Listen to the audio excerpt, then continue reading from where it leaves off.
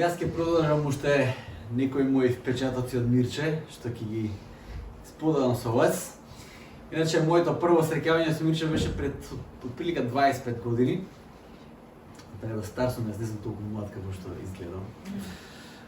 И беше на Рузвелтова 16 во црквата таму. Тогаш немаше ни тенда, ништо немаше, се собираа во горната соба, тие што сте биле таму ќе видите карши канцеларијата, има една соба, таа беше со отворени врати, долга соба и таму се случуваа богослужбите. И беше интересно да се види Мирче. Ние како семејство патувавме тогаш за Хрватска, таму студира моите теологија, јас бев со нив. И вечерта пред да одиме за Хрватска, преспивме кај Мирче. Мирче и Наде, не го гостија, не сместија, таму спиев, не знам што спиевме више, заборев. Мирче од тогаш изгледаше како човек кој беше исполнет со животот. Стварно, животот извираше од него, му се радуваше на животот, како да кажам. И таа негова радост беше заразна. Заразна е таа радост за животот кој ќе ја видите кај некој. Имаше човек од благодат која беше видлива и во таа благодат луѓе сакаа да пребиваат. Знаете, сакате да бидете до некој од кој гледате дека извира животот, исполнете со радост. Сакате да бидете од таа животна приказна. Мирче имаше многу дарови, многу таленти му беа дадени од Бог. Еден посебен дар кој тој го имаше беше да функционира тогаш кога најголем дел од нас сме изгубени, а тоа беа моментите на криза. Знаете, Македонија е земја каде што често пати има криза и реално верувам дека потребен беше еден таков човек од Бог со една таква благодат да функционира во време на криза. Кога имаше кризни моменти, Мирче го имаше дарот да најде начин да помогне или да функционира, да организира или да прави промена во тој момент, каде што повеќето од нас можеби сме изгубени и не знаеме како да реагираме. Тоа се случи со секоја криза, поголема криза која имаше Македонија. Кризата 1999 до 2001 година, нашата земја беше опфатена во одреден момент, беше држава до која имаше војна, па беше држава во која има војна. Мирче тогаш Господ најмногу го искористи, неверојатно многу. Се сеќавам дека Мирче, иако беше болен, кога се случи мигрантската криза, тој одма како некој свич имаше, тнк се уклучи и одма почна нешто да работи. Почна во Врање да отвора црква. Што да ви кажам? Така работеше Мирче. Мирче беше болен многу долго време и посебно последните години, тие што го знаевме многу порано, знаеме дека Мирче во тој момент сега е како сенка само од тој Мирче кој ние го знаевме од порано. И сепак благодата кај Мирче ја имаше и луѓето сакаа да бидат околу него, а тој со својата радост и ведрина да биде како магнет за тие луѓе. По Божјо провидение Мирче повеќе не е со нас, но веруваме дека оној ден кога сите ние заедно ќе бидеме во новото небо, во новата земја, сите заедно ќе се радуваме и ќе живееме слободата за која сите ние сме создадени да живееме. Ние сме создадени да живееме слободно. Што е да сака да зборува светот околу нас за тоа дека ние христијаните сме заробени, дека не бива, дека нема да немаме слобода да правиме што сакаме. Ние, луѓето, сме создадени да живееме слободно. И таа слобода најмногу се манифестира преку тоа да разбереме зашто во суштина ние сме создадени. Кога ги откриеме зошто ние сме создадени, со која цел сме создадени, тогаш во тој момент ние навистина можеме да видиме што значи да се биде слободен. Тоа е клучот. Клучот за тоа како да бидеме слободни. Слободата, моја кратка дефиниција за слободата е да дознаеш зошто си создаден. Да ја откриеш смислата на животот. Тоа значи слободата. Понекогаш мислиме вака. Бог не создал и тој имал одличен план. Арно, ама ние сме сгрешиле и ајде Бог го менува планот, па го праќа својот син Исус, чие раѓање за неколку дена ќе го прославиме. Исус работел напорно и штета колку добар човек бил, прерано умрел. Значи, многу жално е тоа. Само што почнал, го убиле. без везе. Но ете воскреснал, среќен крај на една тажна приказна. И некако на целата приказна се додава сега и Светиот Дух, за кого не сме многу запознаени, што во суштина се случи и што прави Светиот Дух во светот. Знаеме дека е некоја сила која треба да направи огромна разлика, е ветувањето кое таткото го имаше за луѓето од самиот почеток, кој сега не го дава. Важно знаеме дека е некако вклучен во црквата, има мистерија за тоа како тој работи, па и самиот врв на заедништвото, Евхаристијата, Господовата вечера, причеста, се вика дури и тајната вечера, дури и тука има нешто тајно, не знаеме како Свети Дух работи. И можеби не знаеме како да го процесираме се до тоа. Но знаете ли што? На самиот почеток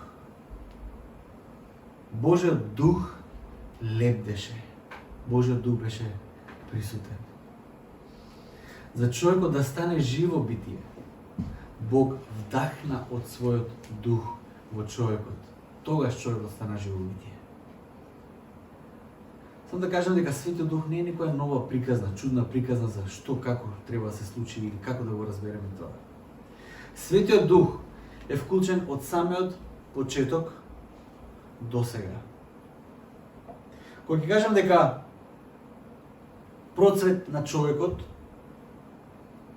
се случува тогаш кога ќе дознаеме каква улога има Светиот Дух во нашиот живот. Кулминацијата за тоа што значи да се биде човек. Вистинската слобода, јас и ти ја искусуваме тогаш кога преку Божјата благодат во мене и во тебе расте плодот на Духот.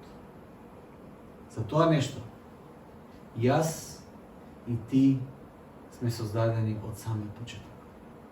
Плодот на Духот. За тоа сме јас и ти создадени. Можеби не ја знаеме целата приказна за Светиот Дух, за читаме тука, се стално е присутен Светиот Дух. Но плодот кој произлегува од Светиот Дух, за еден таков плод, јас и ти сме создадени. Плод на Духот не доаѓа во светите списи како нешто кое мора да се препише на Светиот Дух, пошто он ќе нема што да прави во приказната. Понекогаш си мислиме Светиот Дух како да го сместиме, таткото знаеме, синот знаеме, Светиот Дух како да го сместиме. Плод на Духот е кулминација на нашиот живот. Печатот што нас не прави поразлични битија од сите останати битија. Плодот на Духот. Доказот дека ние сме Христови. Предвкусот на животот од новото небо и новата земја. Тоа е плодот на Духот за нас. Тоа е плодот на Духот. Многу е значаен. Плод на Духот е нешто кое резонира длабоко во секој еден од нас. Бидејќи создадени сме за тој плод да расте во нас. И не соединува со Бог тој плод на Духот. И нерастењето на тој плод на Духот во нас е промашената цел на човекот. Знаете, имаме спротивности во животот. На црното спротивноста е белото. Така? На слободата спротивноста е робството. На плодот на Духот спротивноста е пропаста. Пропаста на човекот. Како вид, како носители на Божиот лик, пропаста е спротивноста на плодот на Духот. Плод на Духот е нашиот идеал, нашиот стремеж, нашиот копнеш. Нешто кое длабоко во нас резонира. А плодот на Духот е љубов, радост, мир, долготрпеливост, благост, добрина, верност, кротост, самоконтрола. Плод на Духот е нашата реализација, нашиот процвет. Нерастењето во плод на Духот е како орел кој никогаш не полетал во височините. Тоа значи да не се расте во плод на Духот. Птица која е создадена да лета многу високо, со еден славен лет, никогаш да не го искуси. Плодот на Духот е толку важен за нас. Минатиот пат зборував дека за плодот на Духот да процвета во нас, многу важна е истрајноста. Истрајност како концепт за нас. Често пати се спомнува во Новиот Завет. Тој збор истрајност на грчки значи се изговара хупомено или хупомоне. Причината за таа истрајност не е некаков мазохизам или некаква искривена желба за страдање, туку е надежта која е докажана и која не пропаѓа. Затоа ние сме истрајни. Не сме истрајни во тешките моменти во животот, затоа што сакаме да страдаме. Не се работи за тоа. Се работи за тоа дека ние сакаме да бидеме истрајни заради надежта која гледаме во Исус Христос, заради сигурната надеж која никогаш не пропаѓа. Надежта во тој контекст го преминува тоа сувопарно теолошко разбирање за надежта. Тоа подразбира непопусливост на копнежот кој го совладува искушението на чекањето. Чекањето е искушение, да чекаш е искушение. Надежта го совладува тоа искушение. Тоа е душевна поставеност која издржува за да обстои. Се поставуваме на начин, се поставуваме во поза во која сме сигурни дека ќе обстоиме. Ако треба да буткаме кола, како се бутка кола? Ќе ја фатиш колата и ќе се насочиш така за да можеш колата да ја бутнеш. На еден таков начин се поставуваме за да можеме да издржиме. Тоа е поставеност од самиот почеток. Чекањето кое е одлучно и победоносно затоа што довербата му е во Бог. Не во нашата сила, не во нашата смелост за чекање, туку довербата е во Бог. Тоа е библиската дефиниција за истрајност. Истрајноста како важен елемент во растењето на плодот на духот никогаш не е лесна работа. Зошто мислиме дека може да е лесна работа? Не е лесна работа. Животот не е лесен. Тоа можем да го кажеме од лично искуство. Но истрајноста ја носи победата на крајот. Истрајноста наспроти се го расте плодот на духот. Плод за кој твојот и мојот живот биле создадени. Плодот на љубовта, плодот на радоста, плодот на мирот, плодот на воздржливоста. Тој е плод. Тоа е плод кој излегува на површина. Исус во Лука 8 глава 15 стих, една од своите славни параболи за сејачот и семето, ја завршува со следните зборови. А тоа што падна на добра земја, семето кое паѓа на добра земја, се тие што го слушаат словото и го чуваат во добро и чисто срце и донесуваат плод во трпение, во истрајност, хупомоне.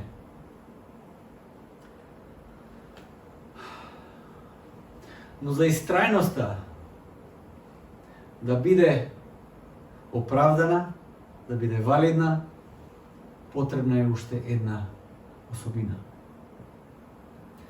А таа особина јас ја крстив со името фокус. Фокусираност. Насоката кон која одиме.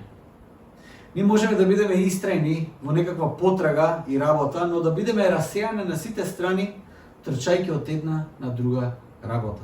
И во тоа човек може да биде истрајен, но истрајноста да не се исплати. Јас имам една посебна дефиниција за мрзливост. Не знам колку од вас сте мрзливи, верувам дека секој е мрзлив за една или за друга работа, ама јас како дете бев флегма. Прашајте мајка ми, многу убаво ќе ви опише како беше Живко. Флегма, тешка флегма. И од искуство некако таа дефиниција за мрзливост ми се формираше да спознам што значи мрзливост. Човек може да биде 100% активен, а повторно да биде мрзлив. Човек може 100% да биде активен, ама да биде пак мрзлив. Што значи тоа? Од своје искуство учев што е мрзливоста. Сите ние мајки јаки и слаби страни и знам дека како карактер тоа може да биде моја слабост. Како што вика Балашевич, за коцката јас можам да си кажам за мрзливоста, а флегмата во мене чучи и чека прави час. Од прилика така доживам понекогаш. Сепак запрепастен бев еден ден кога разбрав што се може да представува мрзливоста. Во мојот случај не се работеше за тоа дали јас работам или не, дали сум активен или не, Јас можев да бидам активен без прекин или да работам цел ден, а повторно да бидам мрзлив, бидејќи не го работев тоа што треба да го работам. Го работев тоа што ми одговара или само тоа што ми е убаво, тоа што навистина требаше да се заврши или да се комплетира до крај на некоја задача, оној досадниот дел понекогаш, можеби и не ми се работеше, па ќе фатев нешто друго. Тоа е мрзливост. Да не го работиш тоа што треба да го работиш, да не го завршиш тоа што си го почнал. Тоа е исто мрзливост. Истрајноста во таа некоја целосна дефиниција мора да го има фокусот за таа истрајност да биде валидна, која на крај ќе го роди плодот на духот. Плод на духот не е возможен доколку немаме фокус, докато немаме правец, немаме цел. Централна точка кон која гравитираме. Или цел пред нас кон која одиме. Фокусот е толку важен за постигнување на целта, за било која цел. Изгубиш фокус, не можеш да постигнеш целта. Ти можеш да работиш, можеш да се трудиш. Немаш фокус, не можеш да ја постигнеш целта. Првиот текст денес кој сакам да го спомнеме се наоѓа во 1 Коринтијаните 2 глава 1 и 2 стих. Павле им пишува на Коринтијаните: Јас, браќа, кога дојдов кај вас, не дојдов да ви го соопштам Божјото сведоштво со возвишена беседа или мудрост. Бидејќи бев решил да не знам меѓу вас ништо друго освен Исус Христос и тоа распнатиот. Тоа е фокус. Не ќе да знам ништо друго освен Христос распнатиот. Можеше ли Павле да има аргументи, да барата со филозофија? Можеше ли Павле тоа да го прави? Можеше повеќе од било кого во дадениот случај. Но тој се фокусира на најважниот дел. Тој се фокусира на суштината, на Христос и тоа Христос распнатиот. Кога ќе дојдеш до Исус, ти си стасал до вистината. Потрагата е завршена. Не е завршена потрагата за длабочината и значењето на Исус. Еден вид на потрагата е завршена. Тогаш разбираш колку длабока е таа вистина.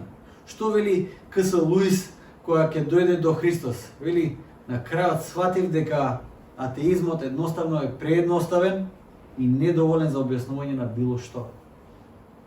Со верата во Исус, како да добиваш еден нов сет на наочари. Боите се поразлични. Светот наеднаш е едно друго место на живење. Откриваш смисла и откриваш значење. С други зборови откриваш слободата. Што значи да се биде човечко битие?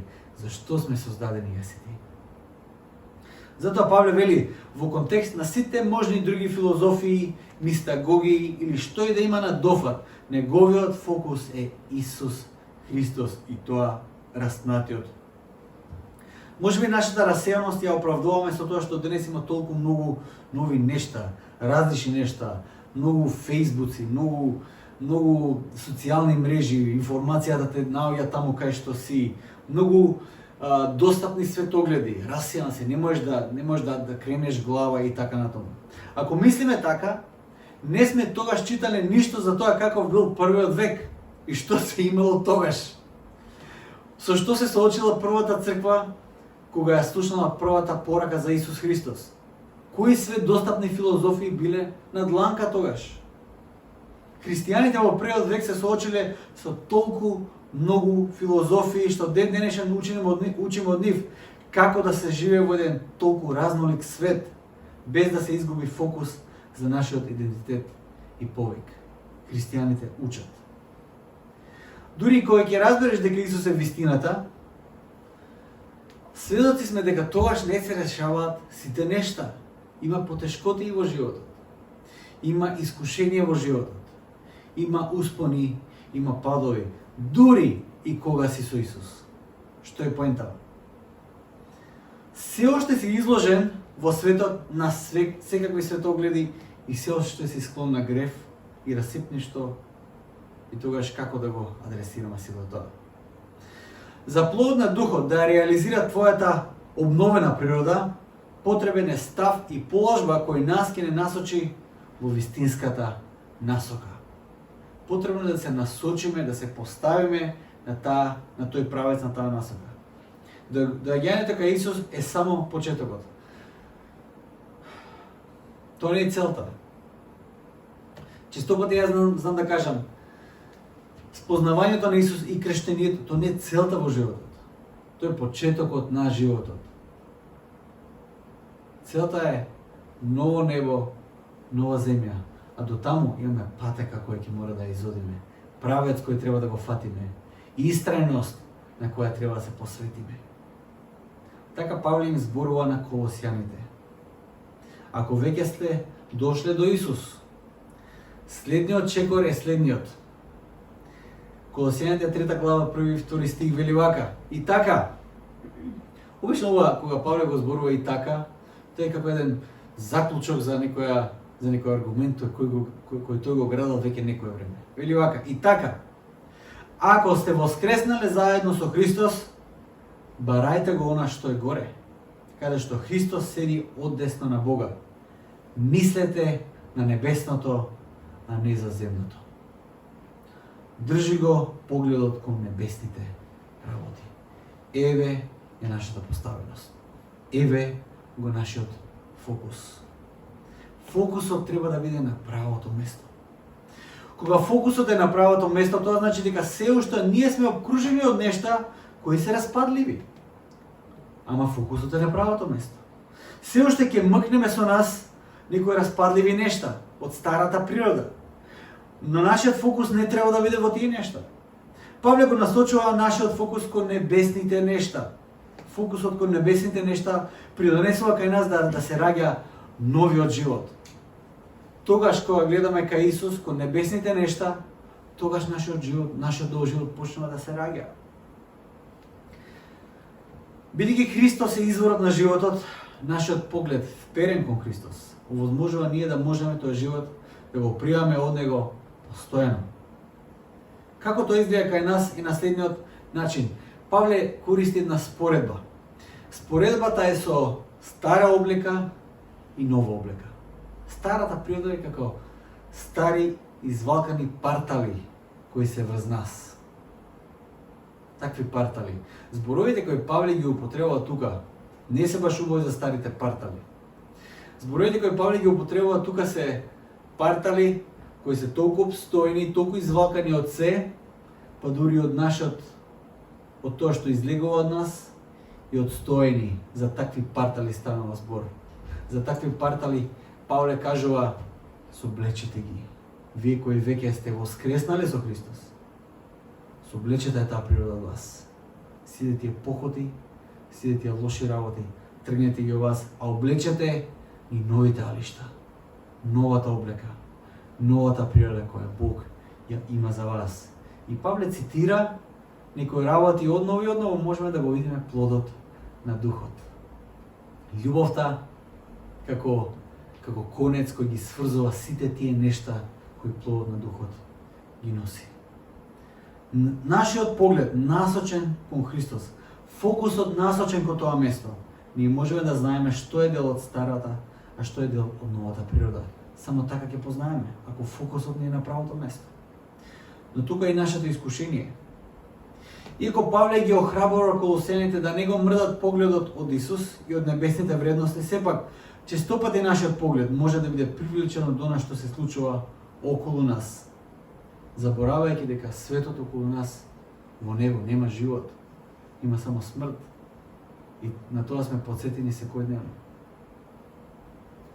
Гледајќи ги стандардите во светот, потресени сме можеби и обесхрабрени да работиме на плодот на духот. Можеби стануваме очени дека вредносниот систем кој го живееме е систем кој никој не го почитува и никој не го разбира. Забораваме дека ние сме повикани за вечните нешта, а не за времените нешта на кои им доаѓа крајот. Затоа нашиот поглед постојано треба да биде вперен во небесните нешта.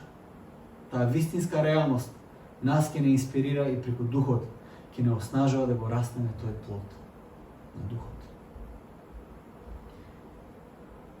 И денес сакам да заклучам со последниот текст за денеска. Евреите, 12 глава, првиот и вториот стих. Тоа ни е главниот текст.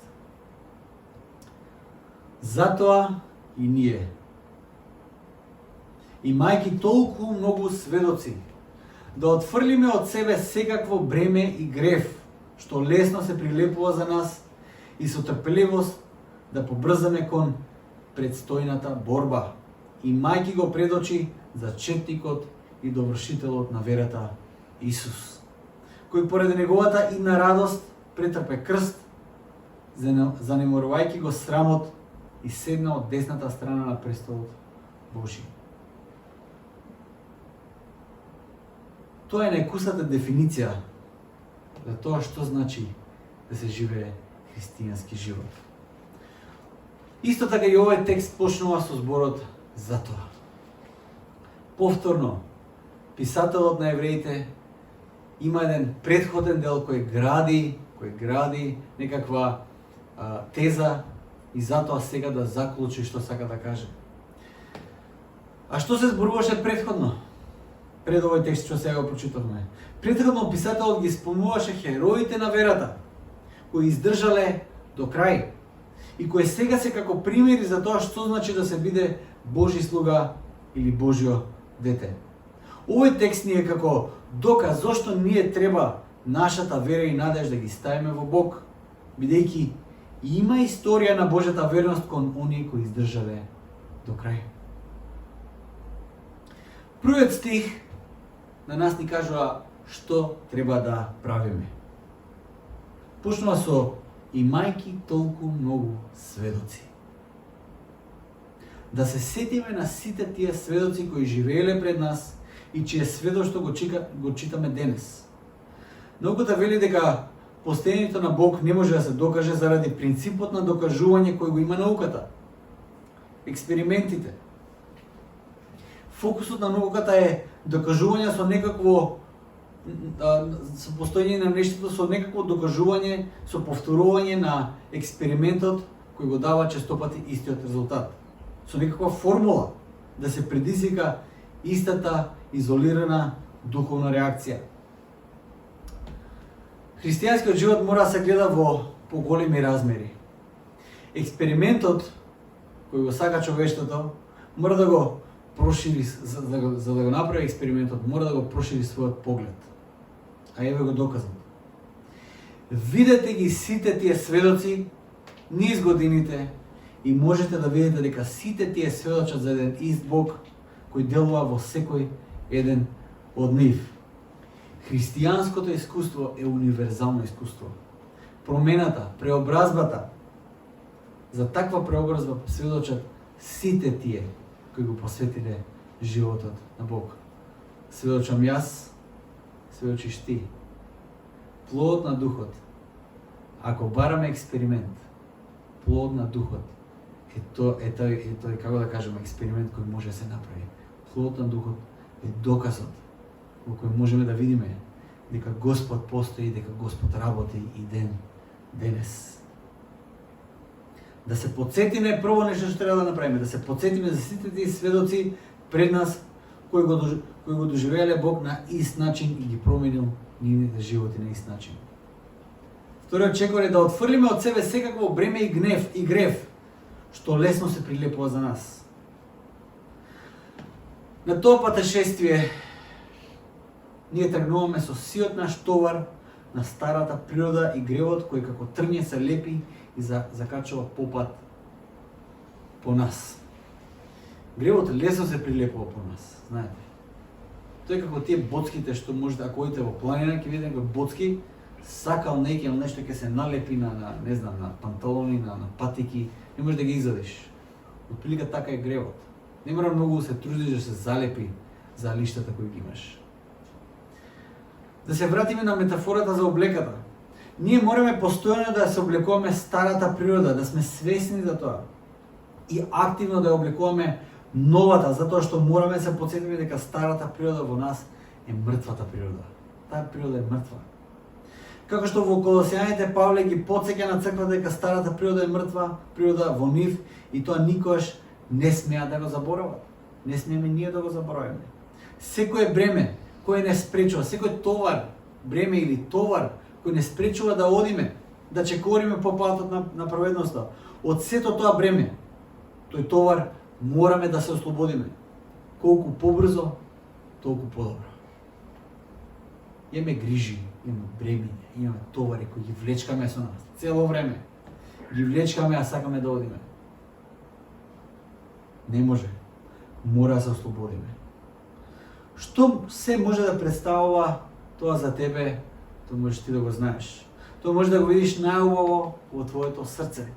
Што е тоа што го преокупира твоето срце, а те обременува за одењето по патот на праведноста? Можеш некои работи да ги влечкаш со години. Такво е бремето, таков е гревот. Такви се тие навики кои ние ги ствараме, таква е грешната природа, таа мртвата природа. Но тоа ќе те омалакса и ќе ти ја јаде енергијата во целост. Наместо да имаш радост, верувај дека имаш очај. Ја знаеш слободата, но никош да ја искусиш. Зошто? Затоа што имаш товар кој го влечкаш со себе постојано. Имаш нешта кои се прилепиле за тебе и ненамерно ги влечкаш со себе и те измачува на тој пат по кој треба да одиш. Те омалаксува. Првиот стих завршува со последната препорака и со трпеливост да побрзаме кон престојната борба. Или со хупо моне, еве истрајноста пак. Тој нешто од минатиот пат. Не очекува борба. Или поточно во некој преводи како што е преведено и подобро, трка. Не очекува трка. Зборот кој се појавува овде е агон. Агонија, од таму доаѓа агонија. Тоа ја означува трката која ја трчаме, тоа ја означува како трката која представува, која трчат тие што се на Олимпијадата. Но припремите за таа трка се во години, фокусираност и истрајност во напорите. За еден ден таа трка да ја истрчаме спремни. Не можеме само да се појавиме и да истрчаме таа трка. Не било така. Треба години на фокусираност и истрајност. Кога ќе дојде моментот за таа трка, со трпеливост да ја побрзаме и да ја истрчаме таа трка, тогаш ќе бидеме спремни. Каде е нашиот фокус, а каде треба да биде нашиот фокус? Повторно доаѓаме до тоа прашање. Вториот стих ни кажува како да го живееме христијанскиот живот, како да го правиме тоа. Вториот стих писателот вели вака: имајќи го пред очи зачетникот и довршителот на верата Исус. Тука е нашиот фокус. Никогаш Исус не смее да излезе од нашиот фокус. Тој постојано треба да биде пред нашите очи. Секогаш треба да се прашаме што би направил Исус во дадената ситуација. Секогаш треба да се прашаме како Исус би ескомуницирал оваа работа. Секогаш треба да се прашаме а што Исус мисли за таа работа. И Исус е нашиот фокус. Неговото мислење треба да не биде најважното мислење за нас. Исус е нашата публика од еден, што вели една песна. И што мисли Исус за тебе е далеку поважно од тоа што мисли било кој друг за тебе. Исус е фокусот, Исус е центарот. Неговото мислење е најважно. Затоа што тој е зачетникот и завршителот на нашата вера. Што значи тоа? Знаете, во наше општество имаме една поговорка која вели кадија те тужи, кадија ти суди. Сте слушнале? Тоа е еден интересен момент за ни така да дефинираме неправедноста. Кога неправедно си осуден, кога неправедно, едноставно тој што те суди не е баш како што треба да ти суди. Не треба да ти суди. Неправда. Аз ќе кажам вака, во контекст на Исус. Исус те тужи, Исус те суди, а Исус те спасува. Правдата е задоволена, цената е платена, ти си спасен. Тој е зачетникот и завршителот на нашата вера. Токму заради неговата жртва на крстот и воскресението, ние можеме да бидеме сигурни дека за него ништо не е невозможно. Подури и тоа, да биде судијата и да биде спасителот, да даде пресуда, направена пресуда дека си крив, ама воедно да биде и спасител на тебе. Тој да ја плати таа цена, затоа што ти и јас сме криви. И вториот стих кажува, зошто тоа да го правиме? Вели, кој поради неговата идна радост претрпе крст, занемарувајќи го срамот и седна од десната страна на престолот Божи. Писателот сега да каже, Исус, додека беше на земјата, тој имаше фокус. Ништо и да поминуваше, тој имаше еден поглед кој гледаше напред, знаеше кој ќе биде резултатот, без разлика на тоа ништо се ќе поминува, каква и чаша ќе треба да испие во тој живот. Тој имаше фокус. Тој ја имаше идната радост на обновената земја, на обновеното небо, на обновениот Живко, на обновениот Трајче, Ребека и секој еден од нас кој седиме тука. Тоа беше неговата идна радост. Тој гледаше таму и никаде на друго место. Тогаш кога го тепа, кога го искушува, кога го плука, кога го расплува, неговиот фокус беше таму. И не го тргна погледот од тоа. Не го тргна. Фокусот беше идната радост. И со мир тој продолжи понатека. И го претрпе сето тоа. Затоа што не гледаше сите нас во заедништво, конечно слободно заедништво. Сега ние гледајќи во Исус, ние гледаме идната радост која доаѓа. Таа радост можеме и да ја искусиме, преку тоа што можеме да го поседочиме плодот на Духот во нас сега и овде, дури и во овој свет. Во овој свет каде што не ни се загарантирани многу нешта. Овој свет каде што има пропаст, каде што има страдање, има смрт.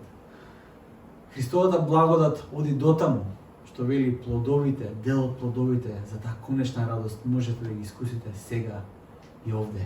Не е сувопарна вера, не е за еден ден, некојаш кога ќе умреме, тоа е за сега и за овде.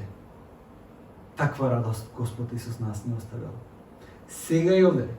Када светот кажува дека не е возможно да се живее таков вредносен живот, светот кој кажува дека не се исплати да живееш таков плод, да жнееш, да живееш, да вложиш во таков плод, тој плод станува реалност во нас. И ние можеме да ја почувствуваме слободата за која јас и ти сме создадени. Колку милостив е нашиот Бог. Колку милостив е нашиот Бог.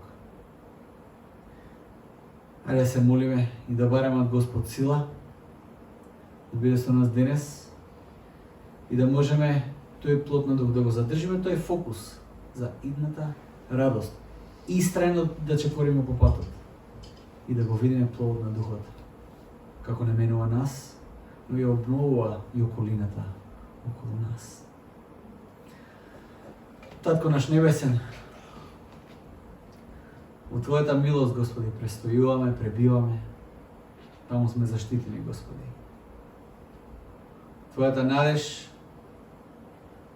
ја открива идната радост кон која сите ние чекориме ден по ден, чекор по чекор и стануваме се поблиску, Господи. Боже мој, иако е тешко да се признае, тешко да се разбере, смртта на Мирче Андреев, Господи Боже мој, за нас е огромна загуба и тага, но за него е придобивка, Господи, затоа што тоа е во Твојата починка, во Твојата радост, во Твоето крило, Господи.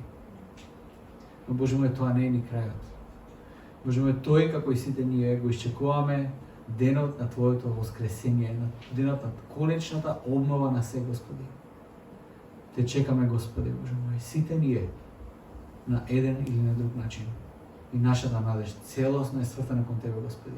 Нашиот фокус, нашиот поглед е насочен кон Тебе.